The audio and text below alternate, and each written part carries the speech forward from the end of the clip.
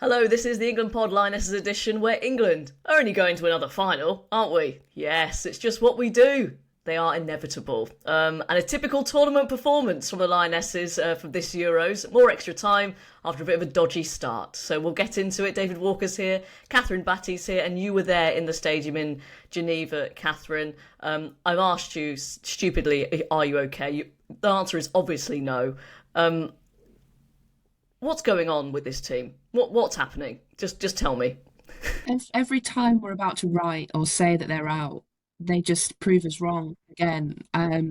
We were kind of saying it last night, weren't we? I really didn't think it was going to happen again this time. I really thought this was one rescue job, just too many. And then Michelle Agyemang is just inevitable. I think that's the golden rule of this tournament, is that you just can't write them off. And it's just remarkable that they're still in. I just they should have gone out weeks ago. That's what it feels like.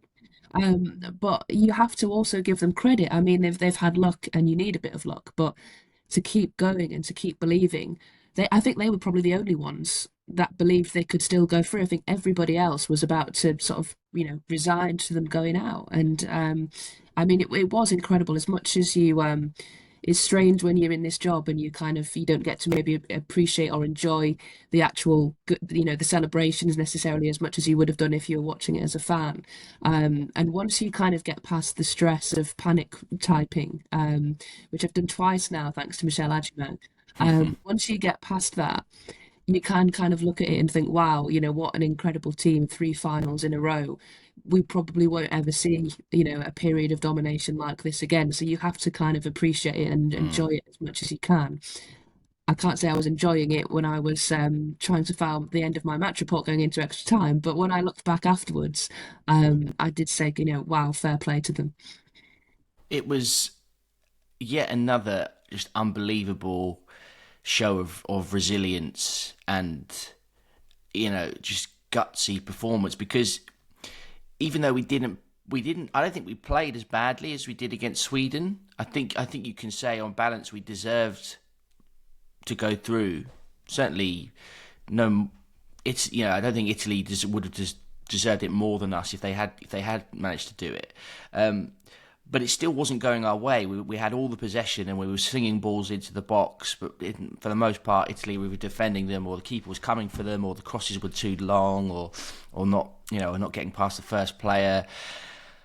But we just kept going. We just kept on going. We kept putting balls into the box. We kept trying to win, set pieces, and it fell to Agyemang, and she showed the composure. It seemed to take an age for her to get the shot away, but she just drilled it on target. It's really easy to snatch at that or smash it over the bar or whatever, and it could even still have been blocked. It's gone through two sets of legs to go in, which is great, but that's the luck that you're talking about, Kathryn, that on another time that gets blocked or the goalkeeper saves it. But a great shot and a great moment for her, a great moment for England. And then we went into extra time again, a bit of a battle, bit of a slog. But again, I don't think it was like the Sweden game where we were really under the cosh. We kept going, felt like penalties was going to be the way it went again. But in the end, it was decided by a penalty. But Chloe Kelly missing the initial penalty and getting the rebound in. Have some of that, IFAB. Rebounds are still allowed for now. And it was shades of the Denmark semi-final in the men's Euros in 2021. Similar situation when Kane missed his penalty and put in the rebound. And it doesn't matter. You missed the penalty, but if you put the rebound in, brilliant. And it was in, what was that, then 119th minute as well. So we left it late in both occasions. It was just, it's fantastic. There was a moment, I think, which summed up how we felt it was going. So me and Ali watched it in a pub in Covent Garden, and there was a corner not long before Agyemang scored, and Hampton came up for it. So we were going, come on, yeah, great, the keeper's up. And I think it was Chloe Kelly who just dumped the corner into the side netting. The ball barely came onto the pitch, and both of our heads were just on the table. Our heads went down, held them on the table for about 30 seconds. We thought, oh no, it's not going to happen, is it? But It did happen, and we're in the final again. Come on, England. I was with you, Dave. My head was on the floor. I was on my haunches watching it, and when she did that, I thought, okay, if Chloe Kelly's doing that as an impact sub, then this is not the one. I think we do need to talk about Michelle Adjumang, don't we? We need to give her real flowers and just, oh my goodness. I think there's been a bit of criticism actually from the press because I think her contribution in the previous game was lost a bit. I think kind of understandably. I mean, she scored the equaliser against Sweden, but then so much happened after that. So much happened, but I mean, give that girl a cape. What a story as well. You know, it's been now well documented. She was a ball girl in Sarina Wiegman's first game in charge at Wembley back in 2021, watching the Lionesses. She was called up in April. She'd just scored for the under-19s team, I believe, but she was called up in April for the senior team because Alessia Russo had got injured. She scored that goal against Belgium, that incredible volley, sort of set herself up with her thigh and then volleyed it in. She was on loan at Brighton in the league this season. She made 3 WSL starts. She scored 5 goals in all competitions. And now she's here and at a major tournament contributing this much to a Lionesses team that is stacked with, quality and attacking talent. It's just her rise is just incredible. And didn't forget, she nearly scored the winner, didn't she? She hit the crossbar. Oh, God, yeah. What a goal that would have been. Yeah. I mean, Adjumang, she's going to go, no matter what happens now in the final, she's flying back to England. Just her life's different, isn't it now, Kathryn? Yeah, 14 months ago, she was playing for Watford in the Women's Championship and they got relegated on the last day of the season. Yeah. I think she got 3 goals in the WSL last season and averaged one every 100 and something minutes. She's averaged a goal every 35 minutes for England, which is incredible. Insane. One something that always makes me laugh. Sandra Brobby, a great journalist, reminded me yesterday the day she got called up for England for the senior team for the first time. The same day, about hours before, the Ghanaian women's national team had replied to a tweet, like the official account had replied to somebody saying, "Go and get Michelle Adjumang because she qualifies for Ghana," and they replied it saying, "Yes, coming soon." Thankfully, that never happened because England wouldn't be here if they had managed to convince her, to join them. I don't know how serious that contact ever was, but the fact that it was a possibility and it happened on the same day England, called her up for the first time. It's just sometimes there's sort of sliding door moments, and I just think it's incredible that her international career has taken off so quickly before her club career really has. She's going to go back to Arsenal now, having had like a handful of sort of senior appearances for them. They probably weren't sure whether they were going to send her back out on loan. I think this tournament's probably decided for them, like she will be staying with Arsenal probably next season. And just at the end as well, I think when she celebrated that goal, she obviously ran over to the bench, and I don't know how much it's been seen, but I think she went over to Jess Carter and gave her a huge hug, and then was sort of got an extra was sort of mobbed, but Keira Keating and Lauren James were in there, and people were asking Lucy Bron, how is Michelle Adjumang when Jess Carter, all that stuff happened, because she's a young player who at the minute is at the top of the world, but so quickly football can change. And they said, look, she's really supported by all of this team, as Keira and Lauren James are, and to kind of see that moment of, I also thought it was brilliant that Jess Carter got a huge applause when she came on. I thought the England fans in the stadium were fantastic with her. But to see those two have that moment of, embrace when she scored the goal, I thought it was such an emotional and beautiful thing to watch. And I just think it's incredible that she's 19 as well. She speaks so eloquently when in interviews. It's just remarkable. Yeah, I saw her in the Lionesses diary room after the Sweden game. And yeah, she seems, it was really nice, she seems very, very confident and relaxed, considering that I think 24 hours before, she was in the thick of that chaos against Sweden. But this is another level up, isn't it? I mean, it's, as you said, Robyn, her contribution against Sweden was massive, but then there was so much that happened afterwards with the penalties and that extra time and all the injuries and everything. And she didn't take a penalty, so she sort of moved off to the side a little bit after that first goal. Whereas this is completely all about her, really. Last night, we are absolutely dead and buried. We're out.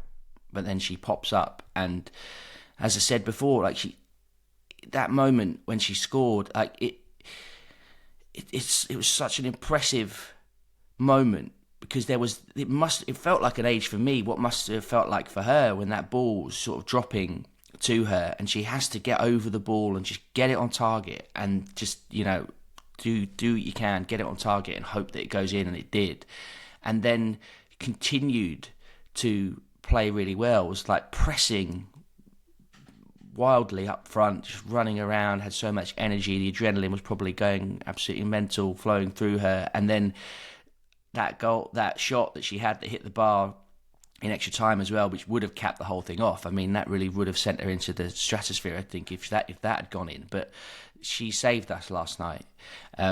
We talked about her in the early stages of this tournament when she came on for that little cameo against France, and we saw flashes of what she could do, but it was by no means guaranteed that she would have this impact in this tournament. It could easily have gone another way and you barely saw her on the pitch, you know. But it's weird, I remember listening to you two when I was on the Eurostar going to Paris, listening to you two talk about that Belgium game, and she scored this amazing goal, but there was still a feeling that she might not even make the squad at that stage. It was, you know, there's, as you say, so many attacking options that Sarina's got at her disposal, but no, she took a punt on her, put her in the squad, thought we might need a player like her at some point, and we really did need a player like her, and it's great to see. It's an amazing story, an amazing part of this journey that this team is on.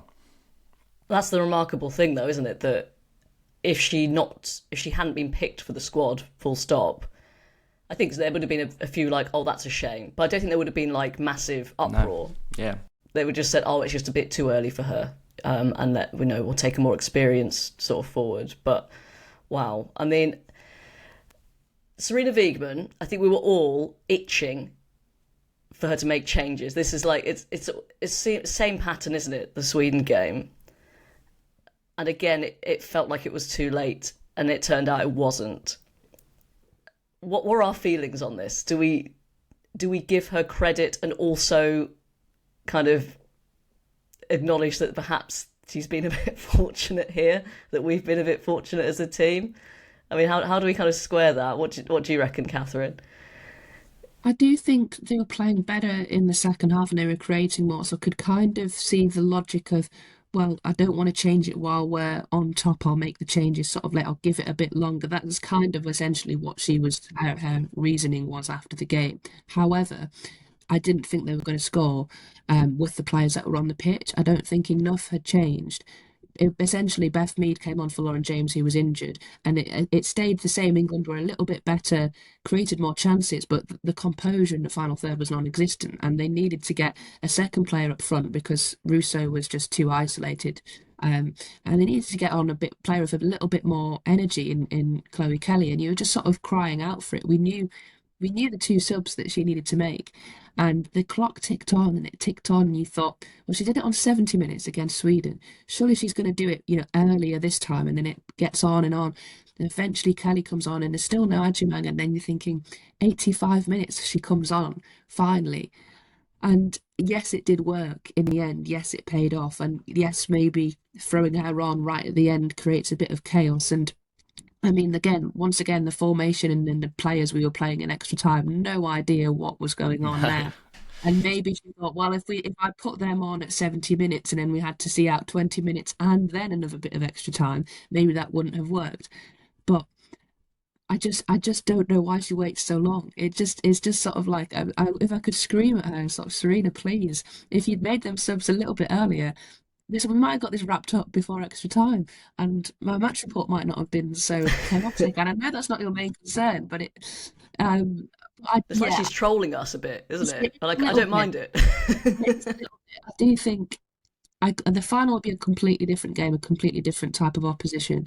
But they can't be that lucky again. I just don't think if you play Spain in a final, they're going to give you as many chances as opposition teams have to put you away. We could have been put to bed before we equalised. Italy had that chance Yeah, where wow. sort of made the double save where I don't know how much she knew about it, but she just got her body in the way of it. A better team scores that chance. A better team puts the ball over it, and we were lucky. I mean, you can't really say much about it because she's done it again and she's in another final. But I mean, I would make the changes slightly earlier just for our health. Yeah.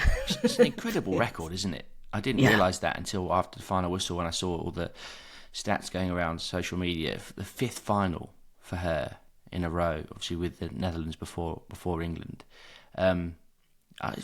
Sensational stuff. And there were a few shots of her on the touchline, similar to the Sweden game, where it was kind of at that point she sort of, I've done everything I can.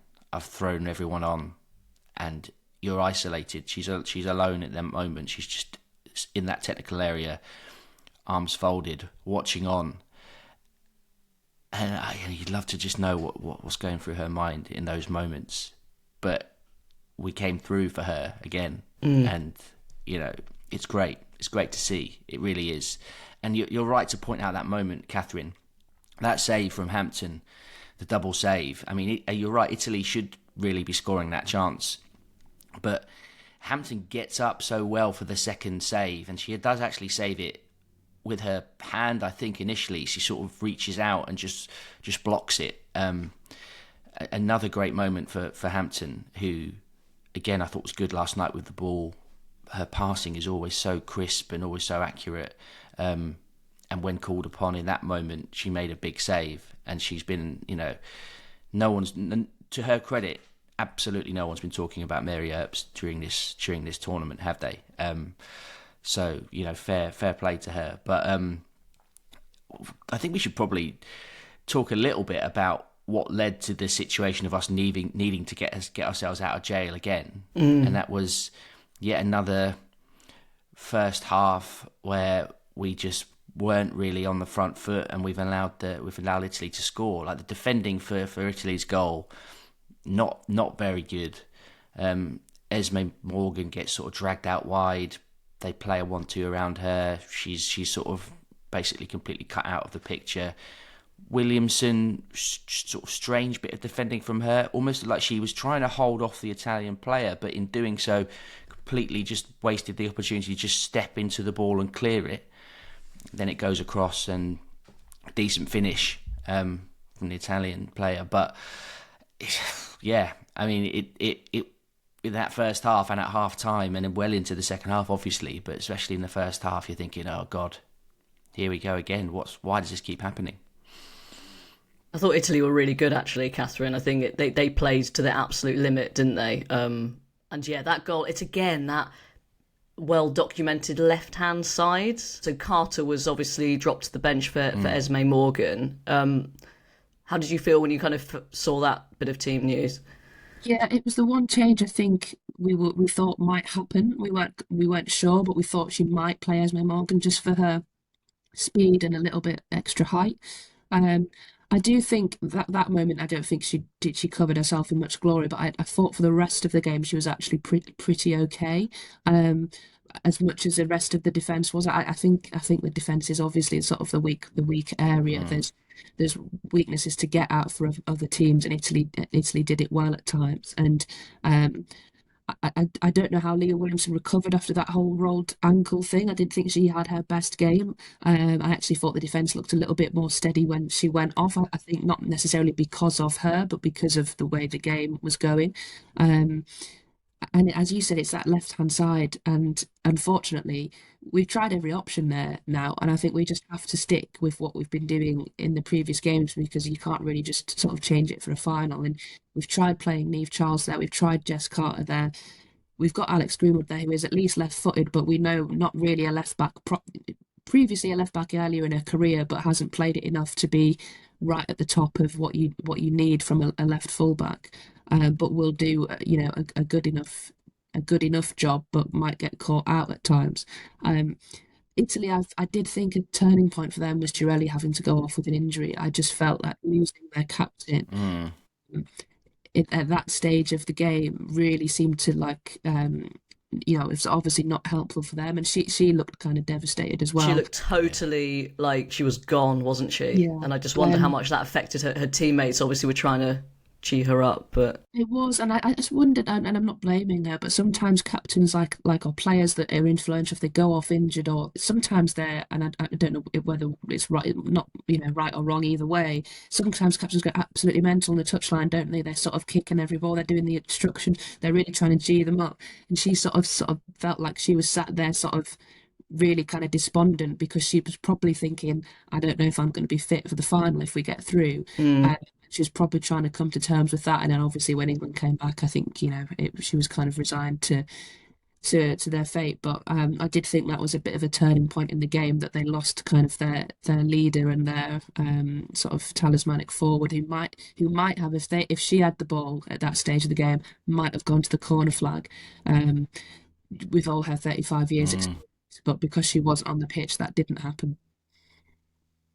Should we talk about the penalty ultimately? So I think there's been a bit of debate, isn't there? And I really don't know. It's difficult for me because I'm obviously incredibly biased, but I know it was soft, but I do think it was a penalty. I think so. Yeah, and I think they've just seen quite a few people saying, very soft, not sure, but it was right in front of the referee, wasn't it? And she had arms round Beth Mead, who probably could have got the ball, right? And she wouldn't have kind of gone down otherwise. I think it's clever bit of play from Beth Mead, in that when you can feel the defender has both arms on you, you can probably engineer that right, I'm actually going to go down here and kind of let you take me down. But the defender fell into the trap. She got both hands on her. She's basically pushed her to the ground and kind of gone and fell on top of her with her. Like, it is a penalty. I don't think there's any doubt about that, and the VAR didn't intervene, so fair enough, I think.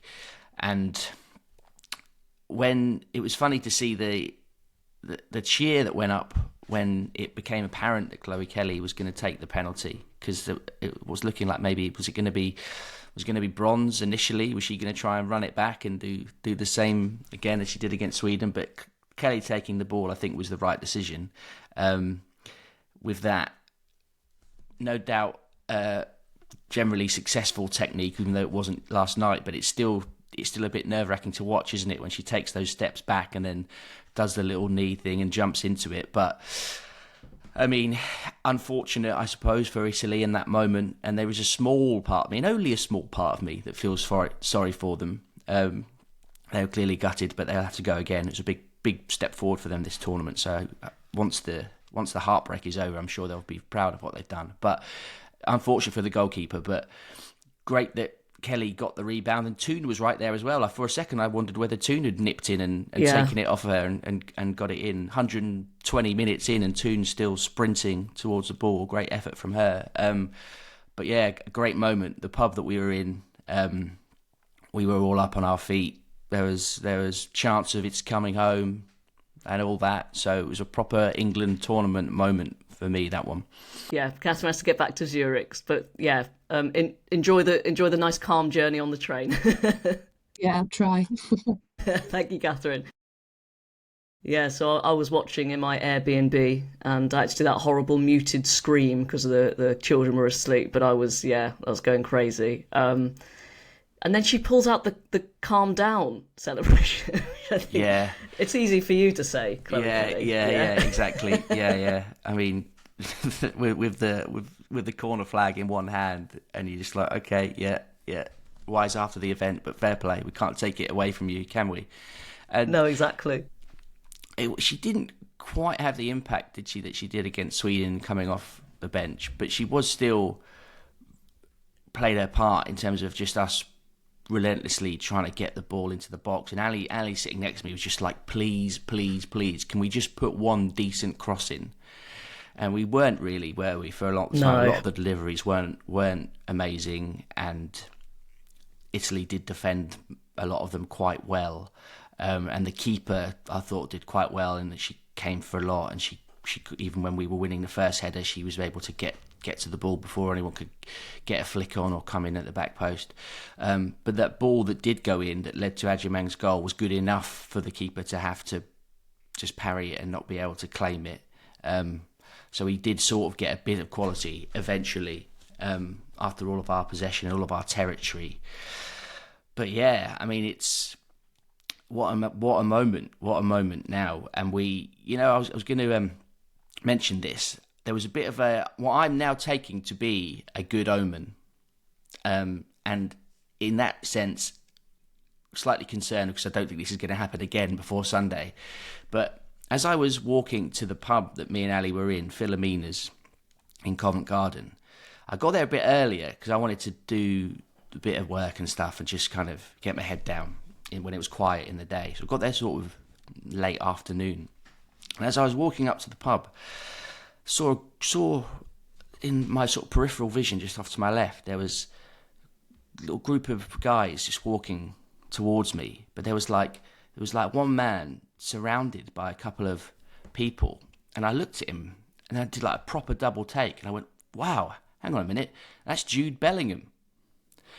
No way. Bellingham was walking right past the pub, Philomena's, in Covent Garden, and he was surrounded by agents. I don't know, maybe even one of them might have been security, I don't know, but there was like a couple of blokes who were with him. He was walking down with his arm in a sling because he just had shoulder surgery. Cool sort of trendy pair of rimless spectacles on, and I don't know what he was doing in London. And there's been a few videos of him on TikTok, I think, sort of shaking people's hands and people sort of running after him while the heavies were trying to sort of usher them away, and he's kind of reaching over and still shaking people's hands. But yeah, Jude was in town, and I'm taking that as a good luck sign. But that means we need to find another England player before Sunday who's gonna bless us with their presence. We'll take any. Would you take a Ray Parlour, Dave? 100%. I'll go out to Essex and just linger have a look in the at area that he lives. Yeah. We'll tick that off the list. The last thing I wanted to mention about the game was, I don't know, did you see? It looked like the Italian manager had gone. He was like leaving. Yeah. Did you see that? I thought he'd been sent off, but I don't think he got booked. I think he was the just second booking. But no, I just think he was it Maurizio Sarri, that penalty. It looked like he was just so upset with the penalty award. He'd taken his jacket off and he was down the tunnel, wasn't he? Yeah. I think he did. Yeah, he did lose his composure in that moment, and I suppose you can't really blame him. To be honest with you, it was all sort of falling apart in front of his eyes. No, it's true. But then he has to the next shot of him, he was kind of snuck back in. He had his jacket back on, sort of on the bench. It was a bit kind of like, I forgot this. So. Yeah. A little bit embarrassing. It had everything, didn't it? Yeah, again. It was great. Well, again, I could talk about this forever, but I have a semi-final to prepare for tonight, and that's going to be, wonderful, because I've got no skin in the game at all with this one, genuinely. I'm kind of scared of both of Spain and Germany for very different reasons. So yeah, we'll see how that one plays out. I'm kind of, for England's sake, I'm hoping it goes to extra time, but for my sake, again, I'm so tired, guys. Yeah. It would be nice if it did go to extra time, wouldn't it? Just let's to have a bit of extra time to level the things playing up. field a little bit. But like Lucy Bronze was asked the question last night in her post-match, any preference? And she said no. And you might think the logical answer would be, I'd rather face Germany because they even though they've got a lot about them in many ways, they're still not Spain, are they? But she did make the point that whichever way, it's going to be either a rematch of the last Euros or a rematch of the last World Cup final. So that's where we are, and it's a big moment. We'll talk about it more when we do the preview pod. But one more game, that's all it is. One more.